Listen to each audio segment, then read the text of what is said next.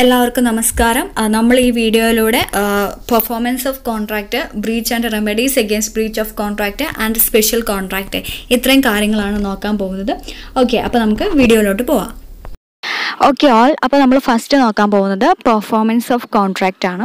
Performance of contract എന്ന് പറഞ്ഞിട്ടുണ്ടെങ്കിൽ എന്താ, ഒരു കോൺട്രാക്റ്റിൽ എൻട്രി ചെയ്യപ്പെട്ട പാർട്ടി അവരിൽ നിക്ഷിപ്തമായിരിക്കുന്നത് അല്ലെങ്കിൽ അവരിലുള്ള ആ ഒരു റെസ്പോൺസിബിലിറ്റീനെയും ഒബ്ലിഗേഷനെയും പെർഫോം ചെയ്യുന്നതിനെയാണ് ഇവിടെ പെർഫോമൻസ് ഓഫ് കോൺട്രാക്റ്റ് എന്നുള്ളതുകൊണ്ട് അർത്ഥമാക്കുന്നത്. ഓക്കെ, അപ്പം it means carrying out the contract and the contract may be performed by the promisor. അതായത് ഒരു ആക്ട് പെർഫോം ചെയ്ത് കൊടുക്കാം എന്ന് പ്രോമിസ് ചെയ്ത ആൾക്ക് പിന്നെ ബൈ ഹിസ് ഏജൻറ്റ്, അയാളുടെ ഏജൻ്റായിട്ട് വർക്ക് ചെയ്യുന്ന ആൾക്ക്, അതുപോലെ തന്നെ ഹിസ് ലീഗൽ ഹെയർസ്, അയാളുടെ ആ ഒരു പ്രോമിസറിൻ്റെ അനന്തരാവകാശികൾക്കൊക്കെ എന്ത് ചെയ്യാം, ഒരു കോൺട്രാക്റ്റ് പെർഫോം ചെയ്ത് കൊടുക്കാൻ പറ്റും. പക്ഷേ ഇവിടെ ഒരു കേസ് ഉണ്ട്. ഈ പ്രോമിസറിൻ്റെ പേഴ്സണൽ സ്കില്ല് റിക്വയർഡ് ആയിട്ടുള്ള കേസിലാണെങ്കിൽ, ഫോർ എക്സാമ്പിൾ എന്തെങ്കിലും പെയിൻറ്റിങ് അങ്ങനെയുള്ള കേസിലാണെങ്കിൽ അയാൾ തന്നെ പെർഫോം ചെയ്യണം. അയാളുടെ ഏജൻറ്റിനോ അയാളുടെ ലീഗൽ ഹെയർസിനോ ഒന്നും അത് പെർഫോം ചെയ്യാൻ പറ്റത്തില്ല. ഓക്കെ, പിന്നെ വരുന്നത് ടെൻഡർ എന്ന് പറഞ്ഞിട്ടുണ്ടെങ്കിൽ അറ്റംപ്റ്റഡ് പെർഫോമൻസ് ആണ്. അതായത് ഒരു പെർഫോം ചെയ്യാൻ അറ്റംപ്റ്റ് ചെയ്ത പക്ഷെ അത് കംപ്ലീറ്റ് ചെയ്തില്ല എന്നർത്ഥം. Okay, where the promisor offer to perform his part of the contract but is unable to do so because the promisee does not accept the performance, it is called tender. അതായത് ഉദാഹരണത്തിന് mister A എന്ന് പറയുന്ന വ്യക്തി ഒരു 1 quintal വരുന്ന എന്തെങ്കിലും ഒരു commodity mister ബിക്ക് വിറ്റോളാം എന്ന് പറഞ്ഞു. ഓക്കെ, ഇന്നൊരു ഡേറ്റിന്, ഫോർ എക്സാമ്പിൾ ജനുവരി 5 വിറ്റോളാം എന്ന് പറയുന്നു. ഓക്കെ, അപ്പം എ എന്ത് ചെയ്തു, ജനുവരി 5 ഒരു കാരിയറിൽ കയറ്റി ഈ കമ്മോഡിറ്റീസ് എല്ലാം ബിയുടെ അടുത്തേക്ക് അയച്ചു. ഓക്കെ, അപ്പം എ അയാളുടെ ഒരു ബാധ്യത അല്ലെങ്കിൽ അയാളുടെ ഒരു ഒബ്ലിഗേഷൻ അവിടെ പെർഫോം ചെയ്യാൻ റെഡിയാണ്. പക്ഷേ അവിടെ ആ സാധനം ബിയുടെ അടുത്തെത്തിയപ്പോൾ ബി എന്ത് ചെയ്തു, അത് അക്സെപ്റ്റ് ചെയ്തില്ല. വേണ്ട, ഞാൻ എടുക്കുന്നില്ല എന്ന് പറഞ്ഞ് അതിനെ ഒഴിവാക്കി വിടുകയാണ്. ഓക്കെ, ഈ കേസിൽ എ അയാളുടെ ആ ഒരു ഒബ്ലിഗേഷൻ പെർഫോം ചെയ്യാൻ റെഡിയാണ്, പക്ഷെ ബി അക്സെപ്റ്റ് ചെയ്യുന്നില്ല. ഓക്കെ, അപ്പം ഇത്തരത്തിലുള്ള കേസിനാണ് നമ്മൾ ടെൻഡർ എന്നുള്ള ഒരു ടേം കൊണ്ട് അർത്ഥമാക്കുന്നത്. ഓക്കെ, ഇനി നമ്മൾ നോക്കുന്നത് discharge of contract. Discharge means termination of the contractual relationship between parties. Okay, അപ്പം ഒരു കോൺട്രാക്ട് എങ്ങനെയാണ് ഡിസ്ചാർജ് ആയി പോകുന്ന ആ വേസ് നമുക്ക് നോക്കാം. The first one is by performance. ഒരു കോൺട്രാക്ട് പെർഫോം ചെയ്യുന്നതിലൂടെ ഒരു കോൺട്രാക്ട് ഡിസ്ചാർജ് ആവും. പിന്നെ by mutual consent or agreement. കോൺട്രാക്റ്റിൽ എൻട്രി ചെയ്യപ്പെട്ട പാർട്ടീസിന് ആ ഒരു കോൺട്രാക്ച്വൽ റിലേഷൻഷിപ്പിനെ ഡിസ്ചാർജ് ചെയ്യാം, അല്ലെങ്കിൽ ക്യാൻസൽ ചെയ്യാം, അല്ലെങ്കിൽ ടെർമിനേറ്റ് ചെയ്യാം. ഓക്കെ, പിന്നെ ബൈ ലാപ്സ് ഓഫ് ടൈം. അതായത് ആ കോൺട്രാക്റ്റിൻ്റെ എക്സ്പയറി കഴിയുന്നതിലൂടെ ഒരു കോൺട്രാക്റ്റ് എന്താവും, ഡിസ്ചാർജ് ആവും.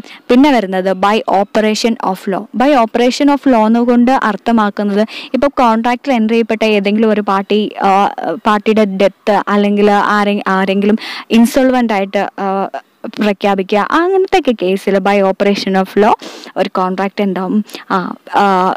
എന്താവും, ഡിസ്ചാർജ് ആവും. ഓക്കെ, പിന്നെ വരുന്നത് ബൈ ഇമ്പോസിബിലിറ്റി ഓഫ് പെർഫോമൻസ്. അതായത് ഒരു കോൺട്രാക്റ്റ് എൻട്രി ചെയ്യുന്ന സമയത്ത് അല്ലെങ്കിൽ സബ്സിക്വൻ്റ്ലി ആ ഒരു കോൺട്രാക്റ്റിൽ ഒരു സൂപ്പർവീനിങ് ഇമ്പോസിബിലിറ്റി വരുന്നതിലൂടെ ആ ഒരു കോൺട്രാക്റ്റ് ഡിസ്ചാർജ് ആയിപ്പോൾ.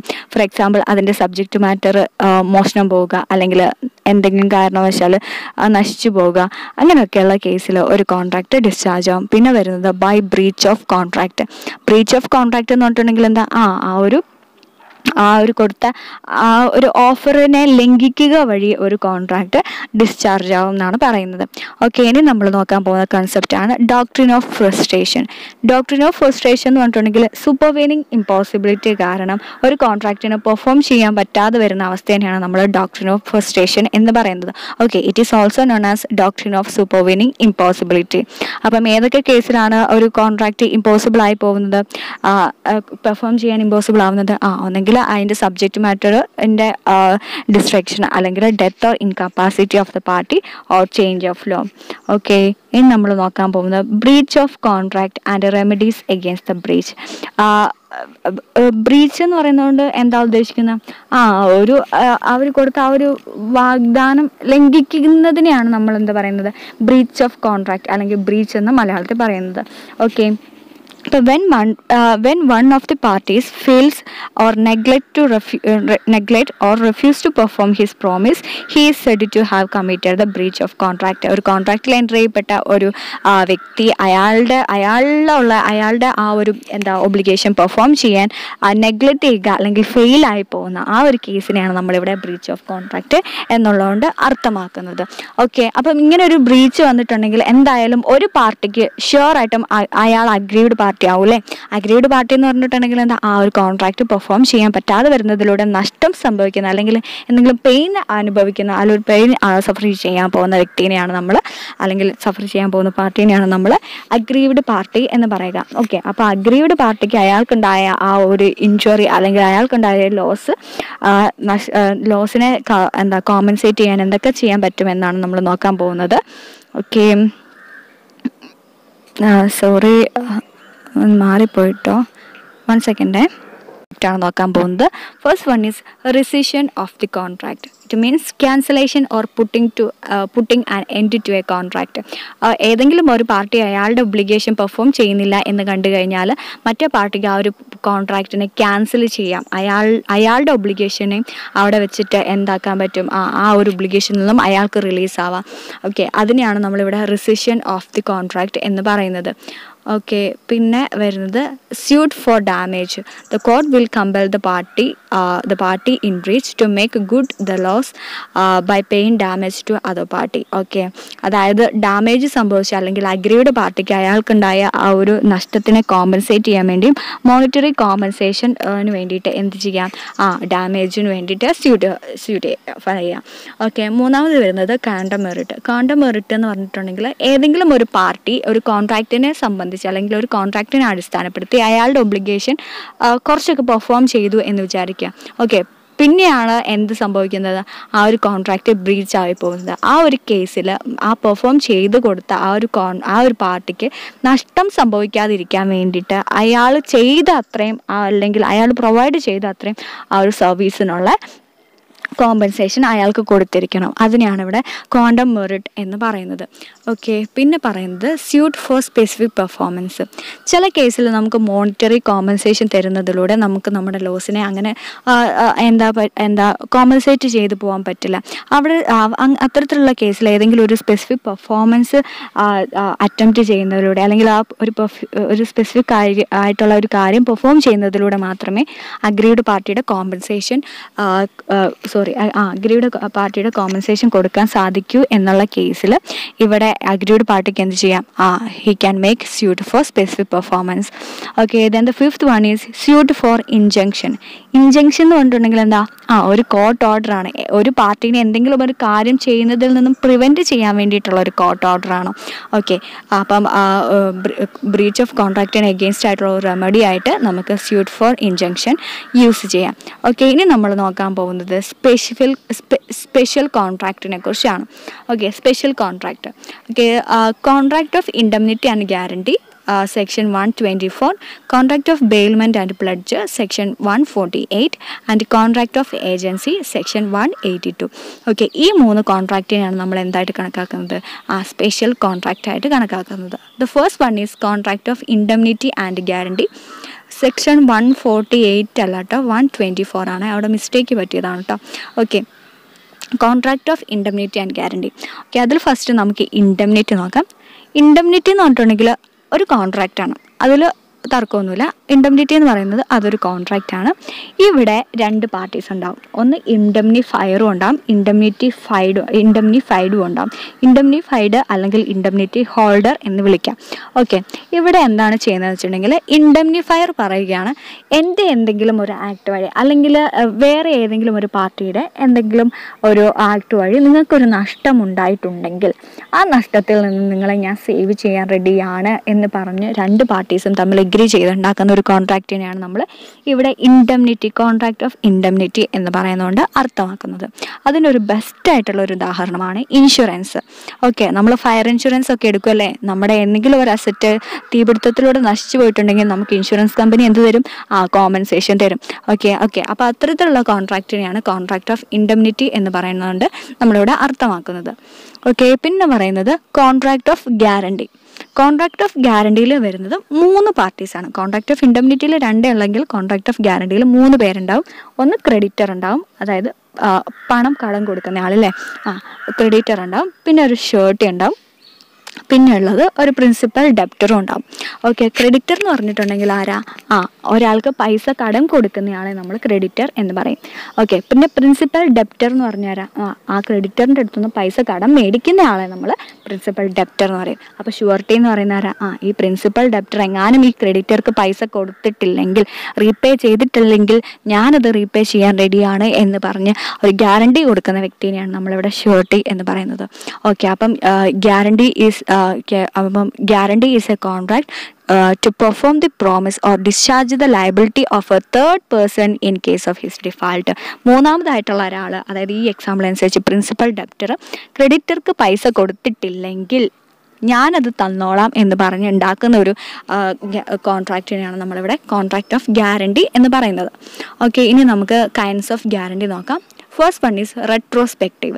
റെട്രോസ്പെക്റ്റീവ് എന്ന് പറഞ്ഞിട്ടുണ്ടെങ്കിൽ when a guarantee is given for an existing, അതായത് നിലവിലുള്ള ഒരു ഡെപ്റ്റിന് നമ്മൾ ഒരു ഗ്യാരണ്ടി കൊടുക്കുകയാണെങ്കിൽ അത്തരത്തിലുള്ള ഗ്യാരണ്ടീനെ നമ്മൾ റെട്രോസ്പെക്റ്റീവ് എന്ന് പറയും. പ്രോസ്പെക്റ്റീവ് എന്ന് പറഞ്ഞാലോ when a guarantee is given for a future ഡെപ്റ്റ്, ഭാവിയിൽ നമ്മൾ എടുക്കാൻ പോകുന്ന ഒരു കടത്തിന് ഗ്യാരണ്ടി കൊടുക്കാം എന്ന് പറഞ്ഞുണ്ടാക്കുന്ന കോൺട്രാക്റ്റാണ് prospective. Then the other one is specific. Specific എന്ന് പറഞ്ഞിട്ടുണ്ടെങ്കിൽ when a guarantee is given for a single and specific ആയിട്ടുള്ള എന്തെങ്കിലും ഒരു കാര്യത്തിന് ഗ്യാരണ്ടി കൊടുക്കുകയാണെങ്കിൽ അത്തരത്തിലുള്ള ഗ്യാരണ്ടീനെ നമ്മൾ സ്പെസിഫിക് ഗ്യാരണ്ടി എന്ന് പറയും. Then continuing means when a guarantee is extended to a series of transaction. Okay, ഇനി നമ്മൾ സ്പെഷ്യൽ കോൺട്രാക്റ്റിൽ നോക്കാൻ പോകുന്നത് contract of bailment and pledge ആണ്. സെക്ഷൻ 148 ആണ്. ഓക്കെ, അപ്പോൾ നമുക്ക് ഫസ്റ്റ് ബെയിൽമെൻറ്റ് നോക്കാം. Bailment is the delivery of goods, movable പ്രോപ്പർട്ടിയാണ്, by one person to another from for some purpose upon a contract that they shall, when the purpose is accomplished, be returned or otherwise disposed of according to the person's delivering them. ചുരുക്കി പറഞ്ഞാൽ നമ്മളൊരു കാര്യം, നമ്മളൊരു asset lease കൊടുക്കുന്ന ഒരു സംഭവം പോലെ തന്നെ അല്ലേ. ഓക്കെ, അവിടെ ഒരു പാർട്ടി മറ്റൊരു പാർട്ടിക്ക് അയാളുടെ അസറ്റ് കുറച്ച് കാലത്തേക്ക് യൂസ് ചെയ്യാൻ വേണ്ടിയിട്ട്, അല്ലെങ്കിൽ എന്തെങ്കിലും ഒരു പർപ്പസിന് യൂസ് ചെയ്യാൻ വേണ്ടിയിട്ട് കൊടുക്കാൻ വേണ്ടി ഉണ്ടാക്കുന്ന കോൺട്രാക്റ്റിനാണ് ഇവിടെ കോൺട്രാക്ട് ഓഫ് ബെയിൽമെൻറ്റ് എന്ന് പറയുന്നത്.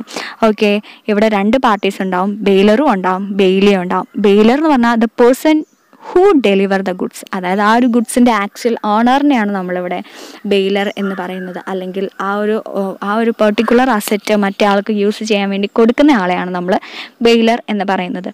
ഓക്കെ, രണ്ടാമത് വരുന്നത് Bailey is the person to whom the delivery of goods is made. ആരാണോ കുറച്ച് കാലത്തേക്ക് യൂസ് ചെയ്യാൻ വേണ്ടിയിട്ട് ബെയിലറുടെ അടുത്തുനിന്ന് ആ അസറ്റ് മേടിക്കുന്നത് അയാളെ നമ്മൾ ബെയിലി എന്നും പറയും. ഓക്കെ, ഇനി ടെർമിനേഷൻ ഓഫ് ബെയിൽമെൻ്റ് ആണ് നമ്മൾ നോക്കാൻ പോകുന്നത്. ടെർമിനേഷൻ കോൺട്രാക്റ്റിൻ്റെ ഒക്കെ പോലെ തന്നെ on the expiry of the specified period, അതായത് ആ കോൺട്രാക്റ്റിൻ്റെ എക്സ്പയറി പീരീഡ് ആകുമ്പോഴേക്കും ആ കോൺട്രാക്റ്റ് ടെർമിനേറ്റ് ആവും. അല്ലെങ്കിൽ on the accomplishment of the purpose, ആ പർപ്പസ് അക്കംപ്ലിഷ് ചെയ്തിട്ടുണ്ടെങ്കിൽ കോൺട്രാക്റ്റിൻ്റെ ടെർമിനേഷനിലേക്ക് ലീഡ് ചെയ്യും. Then destruction of the subject മാറ്ററിൻ്റെ destruction and inconsistent use of goods bailed, അതായത് നമ്മൾ ഒരു ബെയിലിക്ക് ഒരു അസറ്റ് കൊടുക്കുമ്പോൾ അതിൻ്റെ ഒരു ടേംസ് ആൻഡ് കണ്ടീഷനിലൊക്കെ കൊടുക്കും, ഇത്തരത്തിൽ മാത്രമേ അത് യൂസ് ചെയ്യാൻ പറ്റുള്ളൂ, അല്ലാണ്ട് വേറെ രീതിയിലൊന്നും അത് ഉപയോഗിക്കരുത് എന്നൊക്കെ പറയും. ഓക്കെ, അപ്പം ആ ബെയിലി എങ്ങാനും ആ ഒരു ടേംസിന് എതിരായിട്ട് ആ ഒരു അസറ്റ് യൂസ് ചെയ്തിട്ടുണ്ടെങ്കിൽ എന്ത് ചെയ്യും? ആ ഒരു കോൺട്രാക്റ്റ് ക്യാൻസലായി പോകാനുള്ള സാധ്യതയുണ്ട്.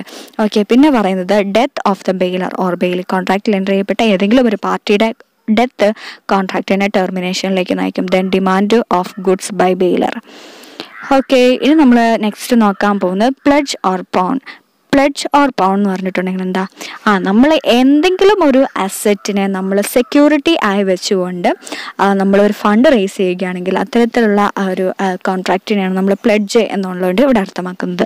Pledge is the bailment of goods as security for the payment of a ഡെപ്റ്റ് or performance of a promise. താങ്കൾ എൻ്റെ ഇത് ഒക്കെ 2 പവൻ വരുന്ന ഒരു സ്വർണ്ണമാലയാണ്, താങ്കൾ ഇത് വെച്ചോ, എന്നിട്ട് എനിക്ക് ആ പൈസ ഇതാ, എന്നിട്ട് ഞാൻ ആ പൈസ നിങ്ങൾക്ക് തിരിച്ച് അടയ്ക്കുന്ന സമയത്ത് താങ്കൾ എനിക്ക് ഈ മാല തന്നാൽ മതി. അത്തരത്തിലുണ്ടാക്കുന്ന ഒരു കോൺട്രാക്റ്റിനെയാണ് നമ്മളിവിടെ കോൺട്രാക്ട് ഓഫ് പ്ലെഡ്ജ് എന്ന് പറയുന്നത്. Okay, 2 parties to a pledge are pawner and pawnee. Pawner who give security and pawnee who receive security. Okay, ഇനി നമ്മൾ നോക്കാൻ പോകുന്നത് കോൺട്രാക്ട് ഓഫ് ഏജൻസിയാണ്. കോൺട്രാക്ട് ഓഫ് ഏജൻസി പറയുന്നതിന് മുമ്പ് ഏജൻറ്റ് ആരാണെന്ന് മനസ്സിലാക്കണം. ഏജൻറ്റ് എന്ന് പറഞ്ഞിട്ടുണ്ടെങ്കിൽ എന്താ? കോൺട്രാക്ട് ഓഫ് ഏജൻസിയിൽ 2 പേരാണ് ഉണ്ടാവുക, ഒന്ന് ഏജൻറ്റും ഒന്ന് പ്രിൻസിപ്പാളും. ഏജൻ്റ് എന്ന് പറഞ്ഞിട്ടുണ്ടെങ്കിൽ ഏതെങ്കിലും ഒരു വ്യക്തിനെ റെപ്രസെൻറ്റ് ചെയ്തുകൊണ്ട് എന്തെങ്കിലും ഒരു കാര്യം ചെയ്യാൻ ഓതറൈസ്ഡ് ആയിട്ടുള്ള ഒരു ആളെയാണ് നമ്മളിവിടെ ഏജൻറ്റ് എന്ന് പറയുന്നത്. ഓക്കെ, അപ്പം ആരെ റെപ്രസെൻറ്റ് ചെയ്തുകൊണ്ടാണോ ഏജൻറ്റ് ഓരോ കാര്യങ്ങൾ പെർഫോം ചെയ്യുന്നത് അയാളെ നമ്മൾ പ്രിൻസിപ്പൽ എന്നും വിളിക്കും. Okay, so the contract by which he is appointed, അതായത് ഏത് കോൺട്രാക്റ്റിലൂടെയാണോ ഒരു ഏജൻറ്റിനെ അപ്പോയിൻറ്റ് ചെയ്യുന്നത് ആ ഒരു കോൺട്രാക്റ്റിനാണ് നമ്മൾ ഏജൻസി എന്ന് വിളിക്കുന്നത്. പക്ഷേ എല്ലാ പേഴ്സണും ഏജൻറ്റായിട്ട് ആക്ട് ചെയ്യാൻ പറ്റില്ല എന്നും പറയുന്നുണ്ട്. ഓക്കെ, സോറി, അങ്ങനെയല്ല. ഒരു പ്രിൻസിപ്പൽക്ക് വേണ്ടിയിട്ട് ഓരോ കാര്യങ്ങൾ ചെയ്യുന്ന എല്ലാവരെയും നമുക്കൊരു ഏജൻ്റായിട്ട് കണക്കാക്കാൻ പറ്റില്ല എന്നാണ് പറയുന്നത്. ഓക്കെ, ഇനി ടെർമിനേഷൻ ഓഫ് ഏജൻസിയാണ് നോക്കുന്നത്. ടെർമിനേഷൻ ഒന്ന് by the act of parties, അതായത് അവിടെ പറയുന്നത് ഒന്നെങ്കിൽ പ്രിൻസിപ്പലും ഏജൻറ്റും തമ്മിലുള്ള ആ mutual agreement or revocation by principal, ആ ഒരു ഏജൻസി റിവോക്ക് ചെയ്യുന്നതിലൂടെ എന്താണ് ഒരു ടെർമിനേഷൻ ഓഫ് ഏജൻസിയിലേക്ക് ലീഡ് ചെയ്യും. Then by operation of law, operation of ലോയിൽ പറയുന്നത് ആ ഒരു ഏജൻസിയുടെ എക്സ്പയർ ചെയ്യാവുന്നതിലൂടെ അല്ലെങ്കിൽ destruction of subject matter. Okay, ഇനി നമ്മൾ നോക്കാൻ പോകുന്നത് ഡിഫറെൻറ്റ് കൈൻഡ്സ് ഓഫ് ഏജൻറ്റ് ആണ്. പല ടൈപ്പ് ഓഫ് ഏജൻറ്റ്സ് ഉണ്ട്. അവരാരൊക്കെയാണെന്ന് നോക്കാം. ഒന്ന് സ്പെഷ്യൽ ഏജൻറ്റ്. ഓക്കെ, ആ ഒരു പേരിൽ നിന്ന് തന്നെ നമുക്ക് മനസ്സിലായിട്ടുണ്ടാവും എന്തെങ്കിലും ഒരു സ്പെഷ്യൽ പർപ്പസ് അക്കംപ്ലിഷ് ചെയ്യാൻ വേണ്ടി അപ്പോയിൻറ്റ് ചെയ്യുന്ന ഏജൻറ്റിനെയാണ് നമ്മൾ സ്പെഷ്യൽ ഏജൻറ്റ് എന്ന് പറയുന്നത്. For example to sell a house. Okay, then രണ്ടാമത് വരുന്നത് ജനറൽ ഏജൻറ്റ്. സ്പെഷ്യൽ ഏജൻറ്റ് ഏതെങ്കിലും സ്പെസിഫിക് പർപ്പസിനാണെങ്കിൽ ജനറൽ ഏജൻറ്റിന് എല്ലാ കാര്യത്തിലും ഒരു പ്രിൻസിപ്പലിനെ റെപ്രസെൻറ്റ് ചെയ്യാൻ പറ്റും. Okay, for example manager of a firm. ഒരു ഫേമിനെ സംബന്ധിച്ചുള്ള എല്ലാ കാര്യങ്ങളും ഫേമിനെ റെപ്രസെൻറ്റ് ചെയ്തുകൊണ്ട് ചെയ്യുന്നത് ഒരു മാനേജർ ആയിരിക്കും. Okay, then third one is universal agent. Can do anything that is legal to the law of land. നമ്മുടെ നിയമത്തിനനുസരിച്ചുള്ള ഏത് കാര്യങ്ങളും ചെയ്യാൻ ഓതറൈസ്ഡ് ആയിട്ടുള്ള ആളെയാണ് നമ്മൾ യൂണിവേഴ്സൽ ഏജൻറ്റ് എന്ന് പറയുക. ഓക്കെ, പിന്നെ പറയുന്നത് mercantile agent or commercial agent. One having authority to sell goods or raise money on the security of goods. ഒരാൾക്ക് ഒരു സാധനം വിൽക്കാനും ആ വിൽക്കപ്പെടുന്ന ആ സാധനത്തിൻ്റെ മേലെ അത് സെക്യൂരിറ്റി ആയിക്കൊണ്ട് മണി റേസ് ചെയ്യാനും ഓതറൈസ്ഡ് ആയിട്ടുള്ള ആളെയാണ് നമ്മൾ മെർക്കൻഡൈൽ ഏജൻറ്റ് അല്ലെങ്കിൽ കൊമേഴ്ഷ്യൽ ഏജൻറ്റ് എന്നുള്ളതുകൊണ്ട് അർത്ഥമാക്കുന്നത്. Okay, then the fifth one is non mercantile agent. Non mercantile agent means leasing agent. അവിടെ സാധനം വിൽക്കുന്നൊന്നുമില്ല, ജസ്റ്റ് ലീസ് ചെയ്യുന്നേ ഉള്ളൂ. Okay, then del credere agent. Del credere agent എന്ന് പറഞ്ഞിട്ടുണ്ടെങ്കിൽ വേറെ an agent takes responsibility of a bad ഡെപ്റ്റ്. ഏതെങ്കിലും ഒരു പ്രിൻസിപ്പാളിൻ്റെ ബാഡ് ഡെപ്റ്റിൻ്റെ റെസ്പോൺസിബിലിറ്റി ഏറ്റെടുക്കുകയാണെങ്കിൽ അത്തരത്തിലുള്ള ഏജൻറ്റിനാണ് നമ്മൾ ഡെൽ ക്രെഡർ ഏജൻറ്റ് എന്ന് വിളിക്കാം. ഓക്കെ, പിന്നെ നമുക്ക് നോക്കേണ്ടത് സബ് ആൻഡ് സബ്സ്റ്റിറ്റ്യൂട്ടഡ് ഏജൻ്റ് ആണ്. സബ് ഏജൻറ്റ് എന്ന് പറഞ്ഞിട്ടുണ്ടെങ്കിൽ എന്താ? ഒരു മെയിൻ ഏജൻറ്റിൻ്റെ കീഴിൽ ഉള്ള ഏജൻറ്റിനെയാണ് ശരിക്കും പറഞ്ഞാൽ നമ്മൾ സബ് ഏജൻറ്റ് എന്ന് വിളിക്കാം. ഓക്കെ, ഇപ്പം ഒരു പ്രിൻസിപ്പാളിനെ സംബന്ധിച്ചിടത്തോളമുള്ള അല്ലെങ്കിൽ അയാളെ റെപ്രസെൻറ്റ് ചെയ്ത് കാര്യങ്ങൾ ചെയ്യാൻ വേണ്ടിയിട്ട് ഓതറൈസ്ഡ് ആയിട്ടുള്ള ഒരു ഏജൻറ്റ് ഉണ്ടാവും. ഓക്കെ, ആ ഏജൻറ്റിന് അയാളുടെ നിക്ഷിപ്തമായിരിക്കുന്ന അല്ലെങ്കിൽ അയാൾക്ക് കിട്ടിയിട്ടുള്ള അതോറിറ്റീസിനെ ഡെലിഗേറ്റ് ചെയ്യാനുള്ള പവർ ഉണ്ടെങ്കിൽ അയാൾ ചിലപ്പം അയാളുടെ കീഴിൽ മറ്റൊരു ഏജൻറ്റിനെയും കൂടെ അപ്പോയിൻറ്റ് ചെയ്യും. ഓക്കെ, അത്തരത്തിലുള്ള ഏജൻറ്റിനാണ് ഇവിടെ സബ് ഏജൻറ്റ് എന്ന് പറയുന്നതുകൊണ്ട് അർത്ഥമാക്കുന്നത്. ദെൻ സബ്സ്റ്റിറ്റ്യൂട്ടഡ് ഏജൻറ്റ് എന്ന് പറഞ്ഞിട്ടുണ്ടെങ്കിൽ ഒരു പ്രിൻസിപ്പാളിനെ സബ്സ്റ്റിറ്റ്യൂട്ട് ചെയ്തുകൊണ്ട് കാര്യങ്ങൾ അയാൾക്ക് വേണ്ടിയിട്ട് അയാളെ റെപ്രസെൻറ്റ് ചെയ്തുകൊണ്ട് കാര്യങ്ങൾ ചെയ്യാൻ ഓതറൈസ്ഡ് ആയിട്ടുള്ള ഏജൻറ്റിനെ നമ്മൾ സബ്സ്റ്റിറ്റ്യൂട്ടഡ് ഏജൻറ്റ് എന്നും പറയും. Okay, they are the main agent. Okay, പിന്നെ നമ്മൾ മനസ്സിലാക്കേണ്ട ഒരു കാര്യമാണ് ലെയൻ എന്ന് പറയുന്ന ഒരു കൺസെപ്റ്റ്. ലെയൻ എന്ന് പറയുന്ന ഒരു കൺസെപ്റ്റ് എന്താണെന്ന് വെച്ചിട്ടുണ്ടെങ്കിൽ right of a person to retain the possession of goods of another until the sum due to him is paid. Okay, നമ്മൾ പ്ലെഡ്ജിൻ്റെ കേസിൽ പറഞ്ഞിട്ടുണ്ടല്ലേ, എന്തെങ്കിലും ഒരു അസറ്റ് പണയമായിട്ട് വെച്ചുകൊണ്ട് നമ്മൾ ഫണ്ട് റേസ് ചെയ്യുന്നതിനെ നമ്മൾ പ്ലെഡ്ജ് എന്ന് പറയും.